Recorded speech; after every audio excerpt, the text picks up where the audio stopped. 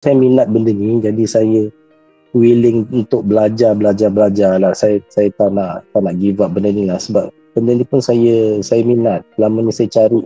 Jadi bila dah ada peluang ni, jadi saya nak betul-betul lah. Saya banyak benda kita tak tahu. Technical chart tu pun saya belum habis belajar lagi. Mula tu bila nak start trade tu, kita rasa berdebar juga tu. Tak tahu macam mana nak mula semua tu lah. Saya hanya baca buku saja pasal saham ni. Itu pun dia punya orang kata basic je lah. Itu saya ada juga apply IPO lah. Saya apply 12,100 share, dia bagi 6,000. Ada rasa profit.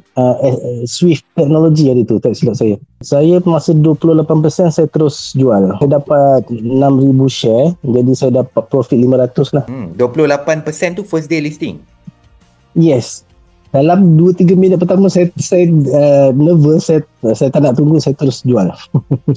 Yes, saya buat menabung Nvidia dengan Tesla. Dia cubalah disiplinkan diri, saya paksa lah. Okey lah. Teknik dividen.